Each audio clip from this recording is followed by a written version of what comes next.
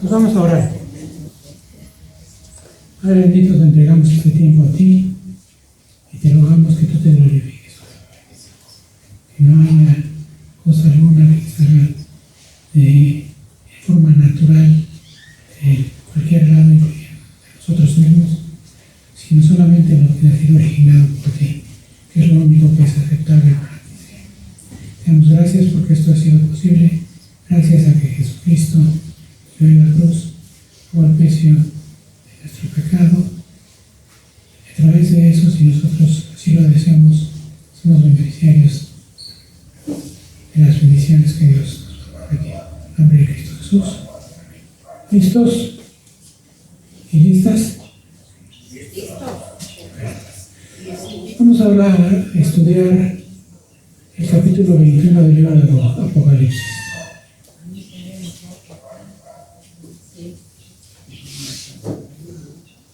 Pues ya que estás ahí, podrías leer el versículo. Sí. La nueva Jerusalén. Vi un cielo nuevo y una tierra nueva, porque el primer cielo y la primera tierra pasaron. El mar ya no existía más.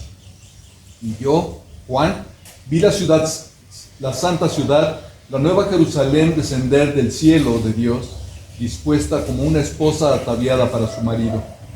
Y oí una gran voz del cielo que decía: He aquí el tabernáculo de Dios con los hombres, y Él morará con ellos. Y ellos serán su pueblo, y Dios mismo estará con ellos como su Dios.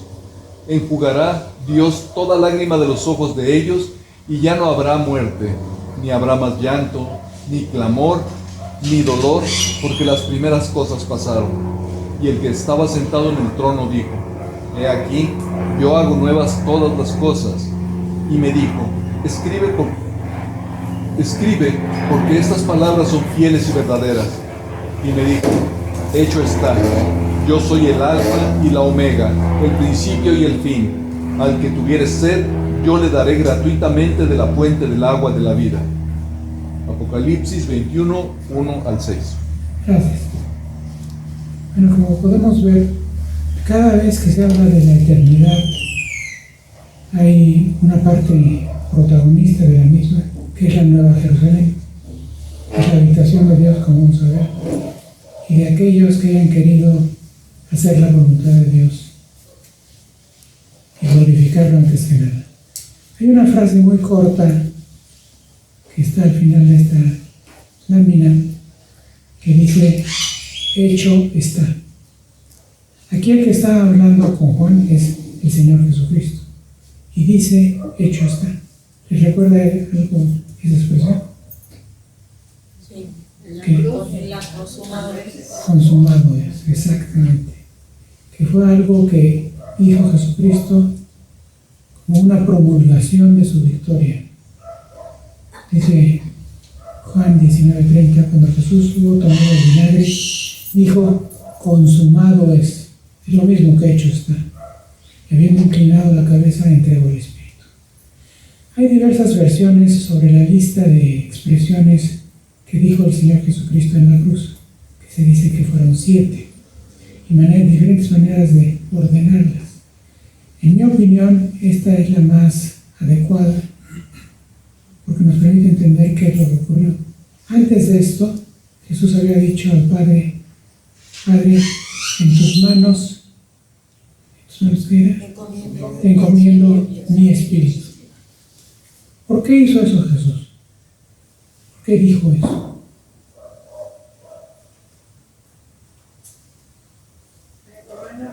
Bueno, lo que yo sé es que humanamente el Espíritu Dios lo dio para comunicarnos con el Padre.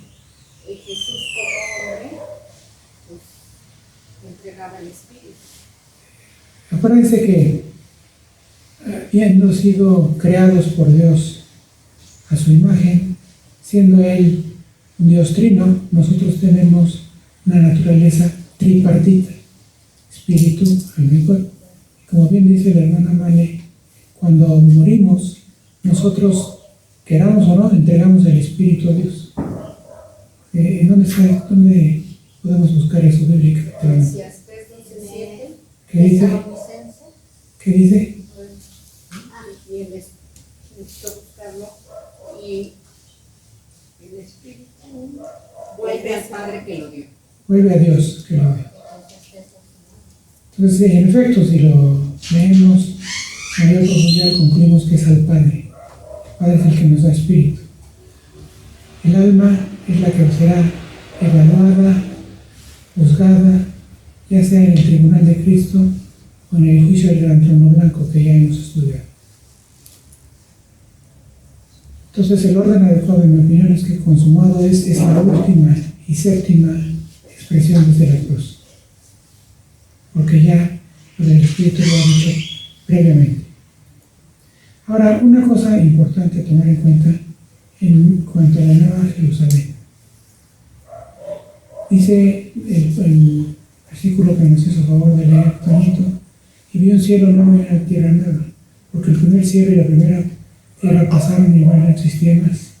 Y yo vi la santa ciudad, la Nueva Jerusalén, descender del cielo dispuesta como esposa ataviada para su marido. Y oí una gran voz del cielo que decía: he aquí el tabernáculo de Dios. ¿Qué quiere decir tabernáculo? Una tienda móvil.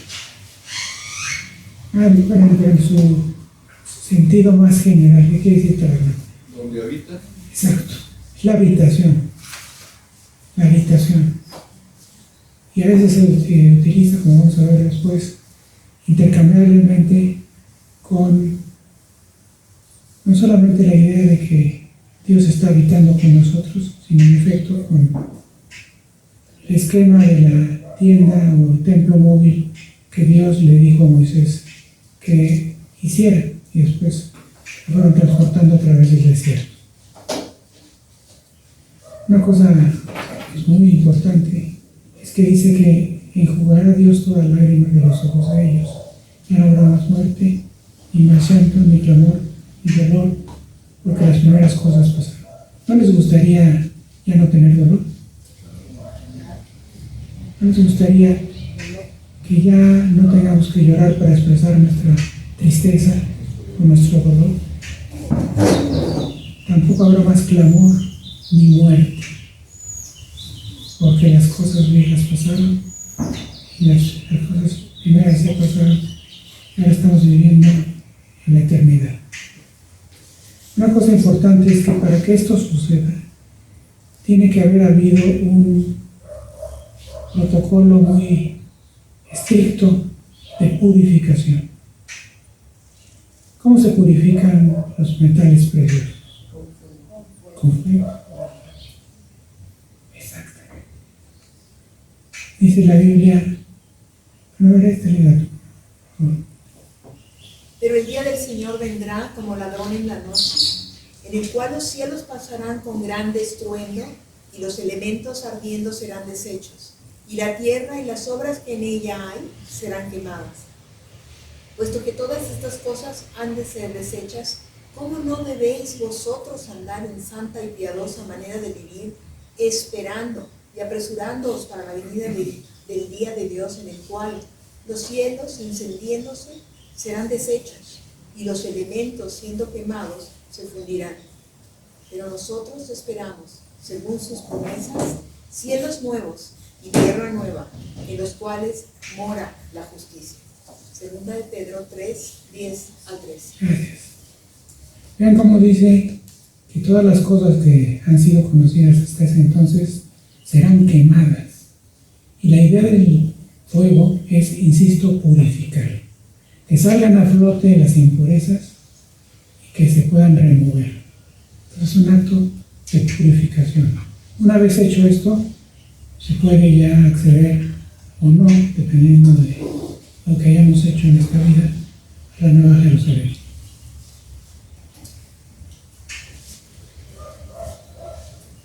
Ahora vamos a demostrar, y estos no son todos los versículos que deben ver, el asunto que hay un templo celestial, que es la habitación de Dios.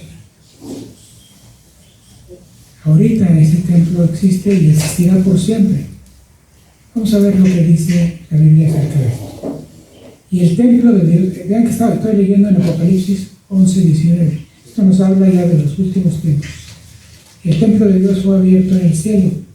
El arca de su pacto se veía en el templo. Hubo relámpagos, voces, truenos, un terremoto y grande granizo. El segundo versículo que quiero que leamos está en Apocalipsis 15:5 y dice: y del templo salió otro ángel, clamando a gran voz que estaba sentado sobre la nube.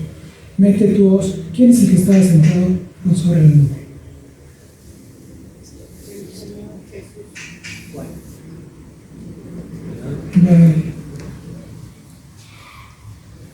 El segundo versículo que estamos citando es Apocalipsis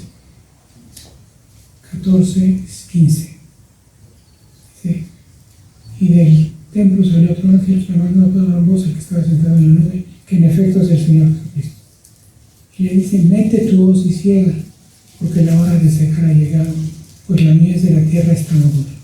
Esto insiste sobre algo que ya hemos dicho varias veces, que el tiempo de la tribulación será el tiempo de la evangelización global, y todo aquel que quiera venir a Cristo lo podrá hacer gratuitamente. Después sigue Apocalipsis 15:5. Después de estas cosas miré, y aquí fue abierto en el cielo el templo del tabernáculo de Dios. Aquí se juntan las dos palabras, templo y tabernáculo. El templo, y dentro del templo el tabernáculo. Eso quiere decir la habitación de Dios. Dentro del templo celestial está la habitación de Dios. En el Hebreos 8 del 1 al 2, esto es muy importante, dice: ahora bien, el punto principal que venimos diciendo es que tenemos tal sumo sacerdote, el cual se sentó a la diestra del trono de la majestad en los cielos, ministro del santuario, y de aquel verdadero tabernáculo que levantó el Señor y no el hombre. O sea, Dios hizo un tabernáculo, no solo el que le pidió hacer Moisés en el desierto, sino lo hizo en el cielo. Y dice Hebreos 8:5, un poquito más adelante: los cuales sirven a lo que es figura y sombra de las cosas celestiales, como se le advirtió a Moisés cuando iba a erigir el tabernáculo, diciendo: mira, haz todas las cosas conforme al modelo que se te ha mostrado en el monte. Como quien dice, el que le dio los planos, por así decirlo, las medidas, el arreglo y demás, fue Dios a Moisés. Y Moisés lo construyó. Y ese tabernáculo terrenal es simplemente una figura, un modelo de lo que vendrá después, que por supuesto es mucho más glorioso. Ahora aquí vemos un versículo que pues yo he mencionado muchas veces, que es la promesa más grande, que de hecho incluye a todas las demás. Apocalipsis 21:7. El que venciere heredará todas las cosas, y yo seré su Dios, y él será mi hijo. A ver, explíquenmelo, algún voluntario o voluntaria. A ver, voluntario, ok. Las mujeres siempre son más participativas, entonces es afuera. Estoy viendo aquí a un amigo mío, aquí derechito. No está. Bueno, ya, eso es broma, quien quiera explicarlo. El que venciere heredará todas las cosas, y yo seré su Dios y él será mío. ¿Para quién es esta promesa? ¿Para quién? Para los hijos suyos, los vencedores, los cristianos espirituales, etcétera, etcétera. Los que permanecen en el mandato. Amén. Bueno, entonces, el que venciere, todo este tipo de creyente, heredará todas las cosas. Ese versículo en sí mismo es extraño, porque la Biblia dice que el heredero universal es Jesucristo. Entonces, ¿por qué el que venciere tiene derecho a heredar? Y también como dice que yo seré Señor, Sí. el futuro. Y él será mi hijo, Que los vencedores han hecho a Dios su Dios por medio de hacerlo Señor en su vida. Está ese señorío, está esa obediencia por amor. A ver, un versículo más contundente. O sea, el que es el verdadero heredero de todo es Jesucristo. Pero aquí dice que esta promesa está dirigida también a todos los que hacen la voluntad de Dios, y dice que son los vencedores, y ellos heredarán todas las cosas. ¿Por qué tienen derecho a eso? Porque se unen, ¿no? A Cristo. Exacto. La Muy bien. iglesia unida con él. Se funden, digamos. Se funden. Hay una fusión entre Jesucristo y su esposa. Entonces ellos tienen el derecho legal de tomar posesión de su herencia. Y la parte más importante, ciertamente tendrán la actitud que tuvo siempre David. A pesar de que se equivocaba y todo lo reconocía, pedía perdón y ser limpiado de toda maldad. Entonces dice, y yo seré su Dios. Muchos de nosotros hablamos de Dios, pero nos cuesta trabajo pedirle que Él sea nuestro Dios. Porque ¿qué implica que Él sea nuestro Dios? Obedecerle. Sin importar el costo.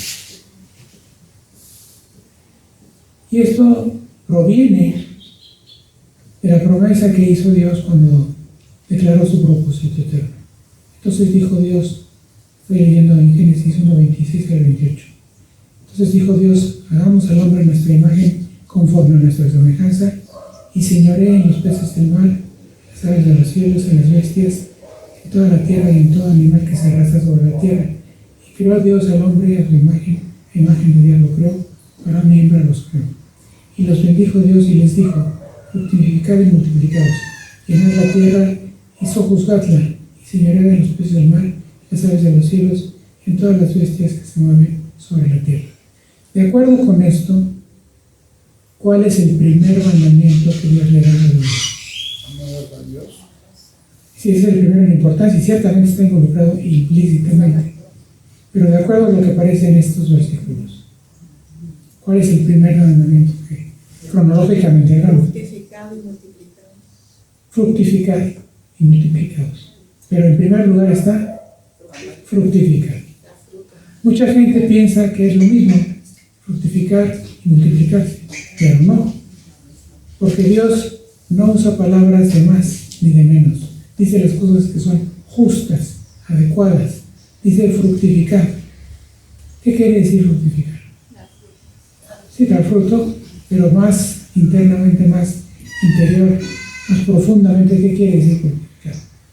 Llenos de frutos de justicia que son por medio de Jesucristo. Sí, Reflejar el amor. claro, esas son las consecuencias. Pero ¿cómo sabemos que Dios o cómo sabemos qué es lo que quiere que produzcamos como fruto? Que nos parezcamos más a la Sí, bíblicamente. Bíblicamente. No explíquenme sin la Biblia. Amor. Gálatas 5:22. Exacto. ¿Cómo dice Gálatas 5:20? El fruto del Espíritu es amor, gozo, paz. Hasta ahí. El fruto del Espíritu es amor. Y ahí le paro generalmente. Porque todo lo que viene después es fruto del amor. El resultado del amor. Entonces, el primer mandamiento que Dios da a Adán y a Eva es fructificar. Esto es amar. Amar. Incluso a nuestros peores enemigos. Y eso implica el concepto del perdón profundo. Entonces, el primer mandamiento es amén. Y es interesante que está conjugado los verbos en singular, porque dice Gálatas 5:22. El fruto del Espíritu es. El fruto en singular del Espíritu es amor. Y ahí debería haber una puntuación de la siguiente forma: 2 puntos. El fruto del amor del Espíritu es amor, 2 puntos. Ahora te voy a explicar lo que es amor. O sea, Gozo, paz, fe, paciencia, mansedumbre y templanza. La templanza es importantísima. ¿Qué quiere decir templanza? Con ira, no actuar con ira. Eso. Pensar. No actuar por eso dice también la Biblia, airaos, mas no pequéis. O sea, te puedes enojar, y mucho, pero eso no justifica que nosotros tomemos acción inmediatamente en contra de alguna otra persona, sino que pidamos a Dios la gracia necesaria, pero sobre todo el dominio propio. Eso es importantísimo, el dominio propio. Que estamos enchiladísimos, y aparte este cuate le va a la América. Tantito.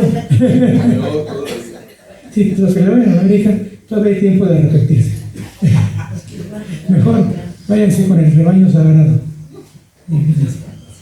Bueno, entonces, esto de había Juanita, perdón.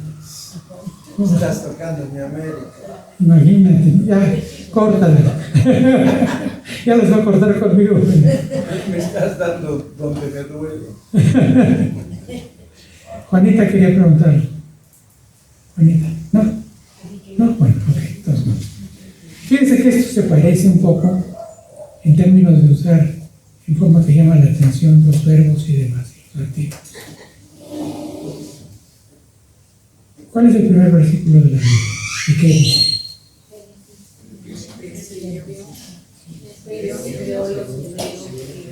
En el principio creó Dios los cielos y la tierra. ¿Saben lo que dice ese versículo literalmente traducido del hebreo? Dice, en el principio creó dioses, en plural, pero el verbo está en singular. Dioses se refiere a la Trinidad, naturalmente, o sea, Padre, Hijo y Espíritu Santo. Pero ¿por qué está conjugado en singular? En el principio creó dioses, los cielos y la tierra. Que Dios creó una forma. ¿Cómo que Dios? Sí, sí. Pero ¿qué más querrá decir esto? Que son uno. Eso. Y si son uno, Es singular. piensan igual, actúan igual, dicen igual. O Haga sea, la paz. a la par. En este caso sería a la tríada, ¿no? Porque son tres. En el principio creó Dios, que es la traducción de Elohim, el plural majestuoso Dios, que es Elá o Él en forma contraria. Entonces dice que un Dios trino creó los cielos y la tierra. Aquí el pasaje de Apocalipsis que estamos estudiando nos inserta esto para que no se nos olvide, pero esto no tiene nada tan importante como otras cosas que vamos a seguir viendo. Lo voy a leer rápidamente.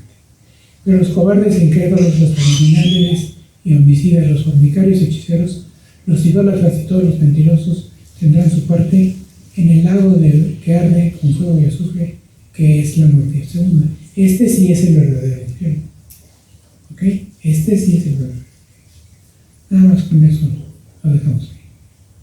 Ahora, de acuerdo con lo que presenta Juan en este capítulo, se habla de la gloria de la ciudad, o sea, de la Nueva Jerusalén.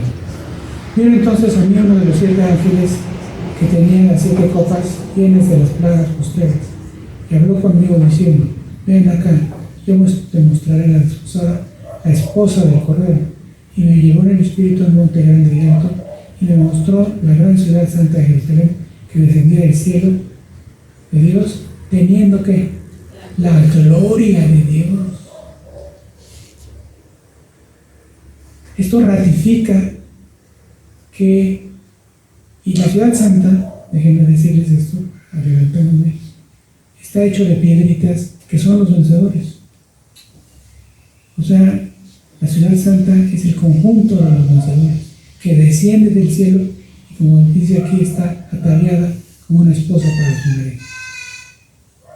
Pero estos creyentes sí le dieron importancia y entendían perfectamente que hay diversos niveles de gloria.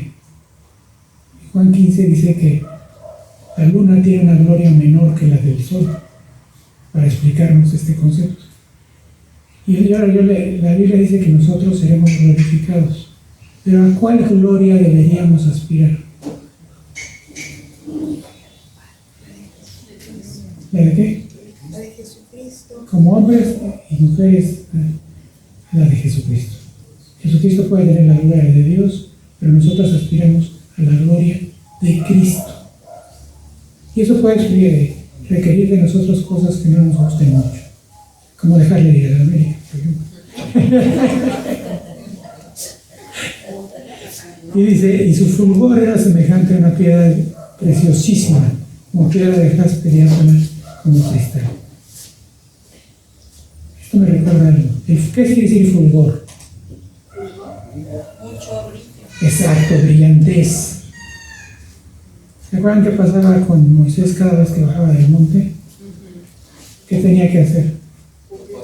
Cubrirse el rostro con un velo para no lastimar. Y eso simplemente por haber estado en la comunión con Dios. La gloria de la que estamos hablando es mucho mayor. A ver, Eli, por favor.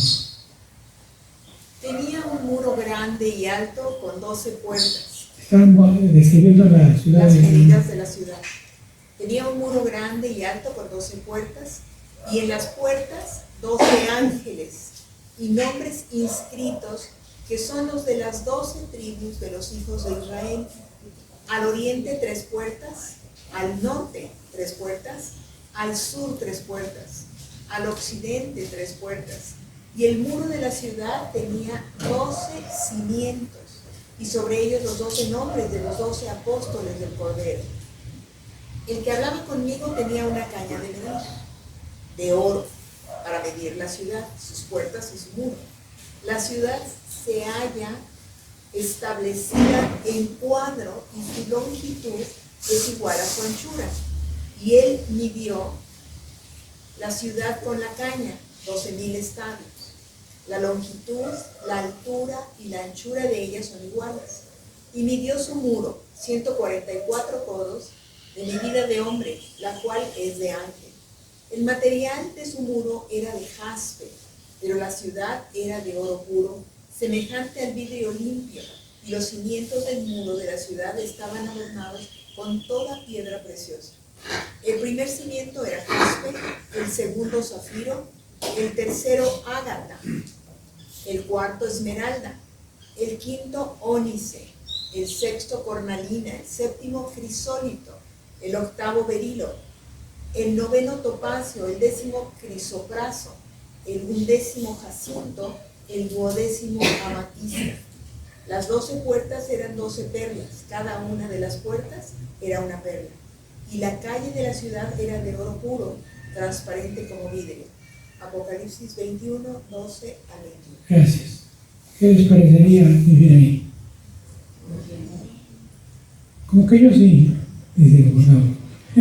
Como que sí está adecuado. Será una cosa impresionante, ¿no? Les pregunto yo algo muy fácil ahorita. ¿Cuál es el número clave que se menciona aquí? El 12. ¿Y qué quiere decir 12? Gobierno divino. ¿Qué le pidió Jesús al Padre cuando enseñó a sus discípulos lo que se le llama el Padre Nuestro? La oración del Padre Nuestro. Le hace una petición, la más importante, digamos, de las que están ahí contenidas. Hágase tu voluntad, como en el cielo, en la tierra. O sea, perfectamente, porque en el cielo se hace la voluntad perfecta de Dios. Eso nos está hablando a nosotros. A veces ni siquiera nos damos cuenta, pero si realmente queremos que Dios sea nuestro Dios y aspiramos a vivir en esta impresionante ciudad, pues hay veces que Dios nos habla y dice, deja eso. Puede ser una cosa incluso, entre comillas, buena, pero no es algo que salió del corazón de Dios. Y hay una cosa que me gustaría remarcar. Por la descripción que se hace, la ciudad es cúbica, un cubo perfecto. Tiene el mismo largo, el mismo ancho y la misma altura. ¿Y cuánto mide cada lado? 12,000 estadios. Yo sé que todos traen su telefonito, hagan la cuenta cuánto da. 12,000 por cada estadio medía 180 metros. A ver, 12,000 por 180. Para que nos damos cuenta de la magnitud de los números.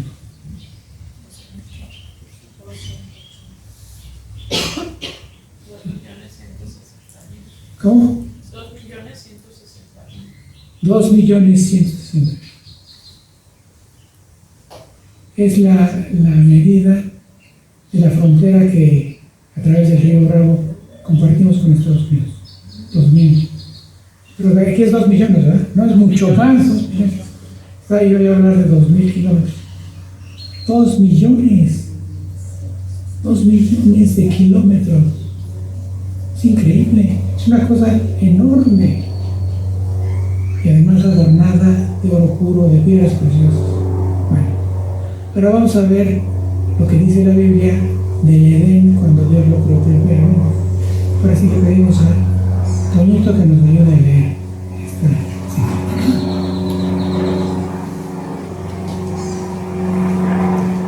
Y Jehová Dios plantó un huerto en Edén, al oriente, y puso allí al hombre que había formado.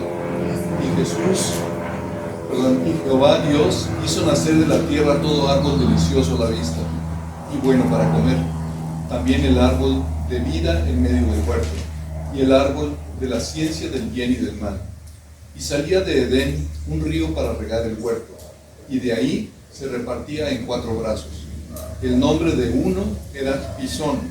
Este es el que rodea toda la tierra de Havila, donde hay oro, y el oro de aquella tierra es bueno. Hay allí también bedelio y ónice. El nombre del segundo río es Gihón. Este es el que rodea toda la tierra de Cus. Y el nombre del tercer río es Hidekel. Este es el que va al oriente de Asiria. El cuarto río es el Éufrates. Tomó pues Jehová Dios al hombre y lo puso en el huerto de Edén para que lo labrara y lo guardase. Génesis 2, del 8 al 15. Gracias. Otro lugar bellísimo. Pero dice aquí 2 detalles importantes. Esto ya lo habíamos mencionado. Jehová Dios plantó un huerto en Edén, al oriente, y puso ahí al hombre que había formado, o sea, Adán. Adán lo formó antes de que pusiera el Edén, y después ya lo transportó. Pero la mujer fue creada en el Edén. Para que vean cuánto las ama el Señor. O sea, lo puso en el mejor lugar, entre los mejores lugares.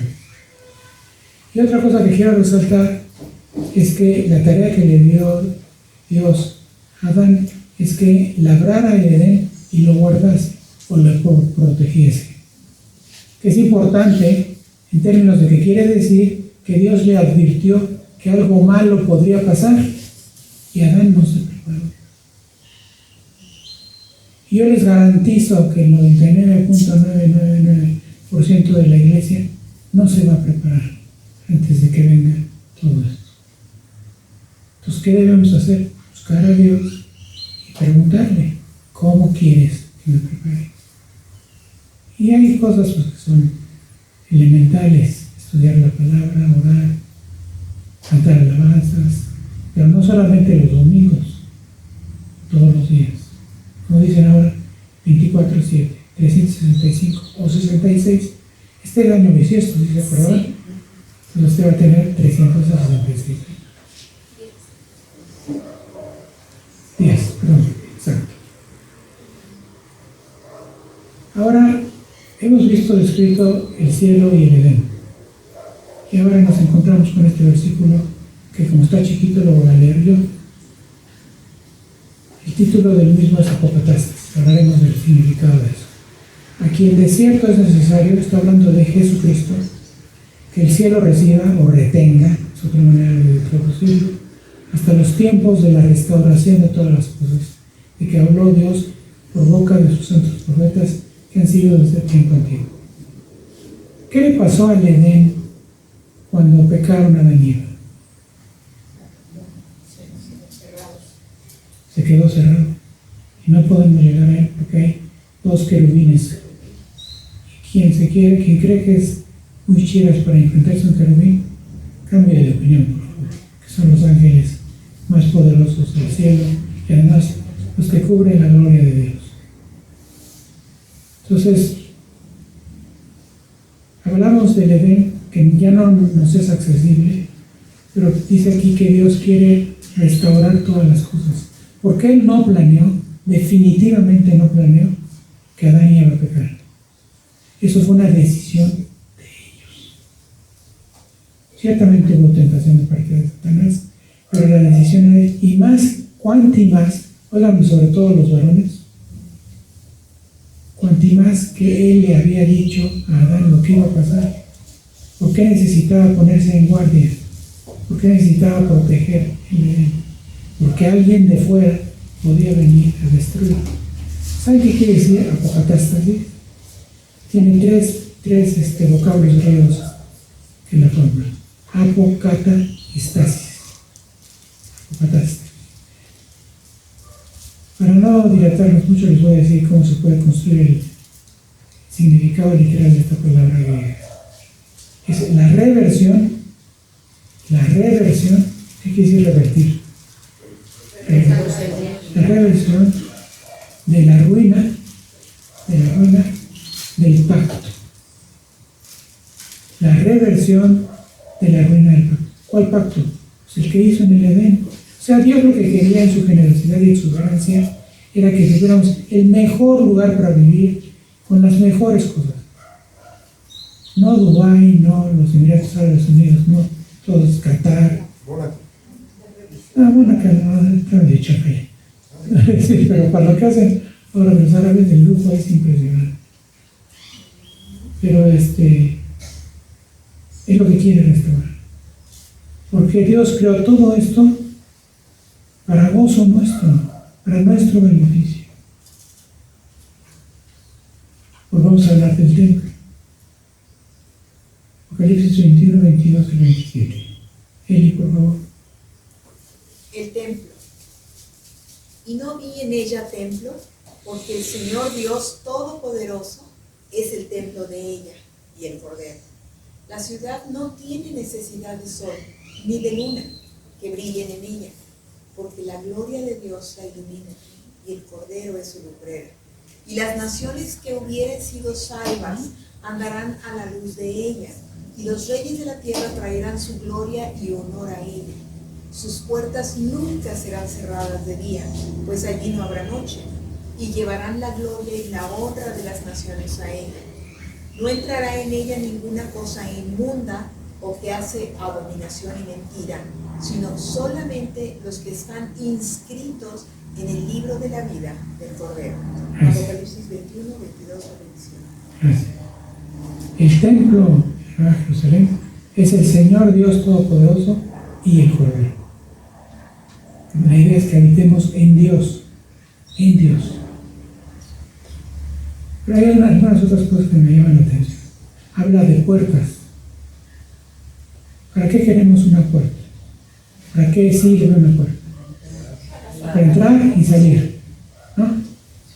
Entonces quiere decir que algún grupo de gente entrará y saldrá. Se los dejo ahí sembrados para que piensen en ello durante la semana. Y además, esto que está ocurriendo es el cumplimiento de una promesa también muy importante a los vencedores, que está consignada en Apocalipsis 3:12. El que venciere, al que venciere, yo lo haré columna en el templo de mi Dios, y nunca más saldrá de ahí. O sea, los vencedores no salen, es alguien más quien sale y entra. Pero lo que quiero es que lo piensen. ¿Quiénes serán esos? Escribiré sobre él el nombre de mi Dios y el nombre de la ciudad de mi Dios, la nueva Jerusalén, la cual desciende del cielo de mi Dios, y mi nombre nuevo. ¿Qué dice Salmo 27, versículo 4?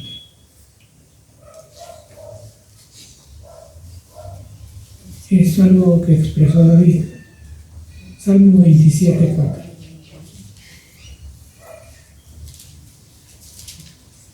Una cosa he demandado de Jehová y esta buscaré, que esté yo en la casa de Jehová todos los días de mi vida, para contemplar la hermosura de Jehová y para inquirir en su templo.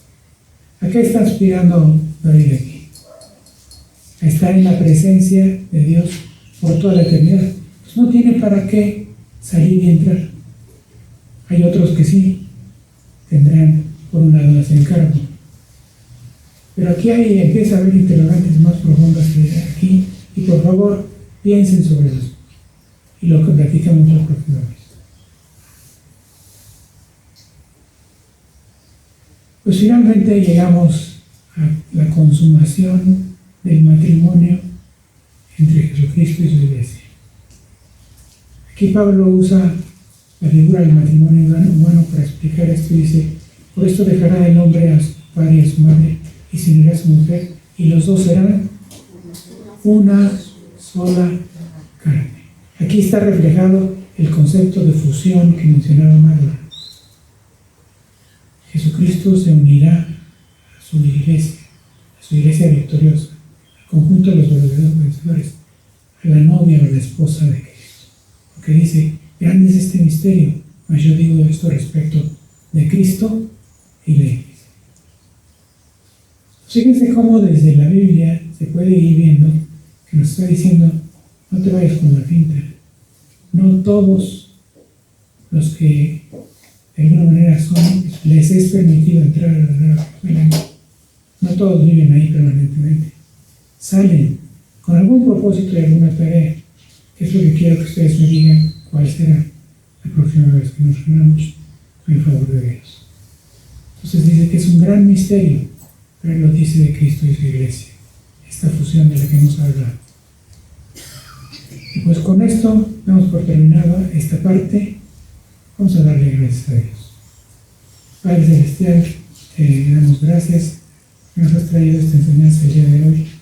Nos has permitido repasar algunos conceptos que son muy importantes para interpretar la Biblia adecuadamente. Te damos gracias porque tú nos permitirás, con tu favor, ser alguna vez columnas en el templo de nuestro Dios, y nunca saldremos más de ahí, porque no hay nada mejor que anhelar que estar siempre en la presencia de Dios, como lo dijera David. En el nombre de Cristo Jesús. Amén.